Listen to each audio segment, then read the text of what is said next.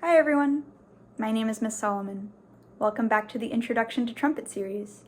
Today we'll be talking about some trumpet maintenance to keep your instrument playing in excellent condition.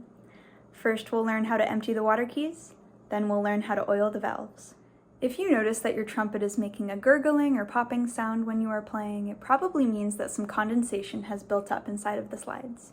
We can remove this condensation using the water keys. You have two water keys on your trumpet, one at the end of the main tuning slide and a slightly smaller one at the end of the third valve slide. First, press down the water key at the end of the main tuning slide and blow air through the trumpet. I recommend doing this over a trash can so that the condensation from inside your trumpet doesn't end up on the floor.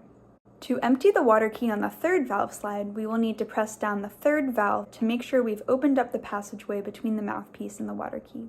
Be sure to regularly empty your water keys to avoid letting condensation build up inside the trumpet because that will affect your sound. Next, let's talk about oiling the trumpet valves. You may have noticed that sometimes your trumpet valves don't move as quickly or as smoothly as you would like them to, or maybe sometimes they're getting stuck on the way back up. We can fix this by using some valve oil. Before we start, make sure you have a paper towel handy just in case you get any valve oil on your hands. It's very important that we only oil one valve at a time so that we don't accidentally mix up the order of the valves. The valves like to be in a particular order, and if they do get mixed up, you won't be able to play with a clear sound or your trumpet might not make a sound at all. Just in case any mix-ups happen, a lot of trumpets have their valves numbered on the sides, with valve number 1 being the one closest to the mouthpiece, 2 being in the middle, and valve number 3, if you can see that there, being the one closest to the bell. Let's start by unscrewing the valve cap of valve number 3 and lifting it up part way.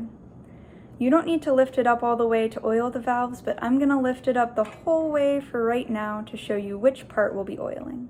When we put oil on the valves, this is the part of the trumpet valve that will be oiled. We don't want it up here, and especially we don't want it up here getting into the felt.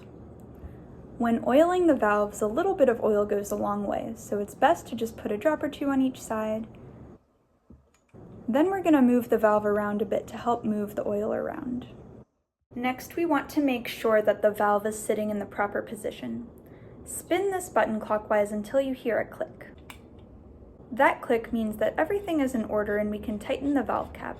Move the button up and down a few times to make sure it's moving smoothly before moving on to repeat this whole process with the next valve. Remember to just do one valve at a time.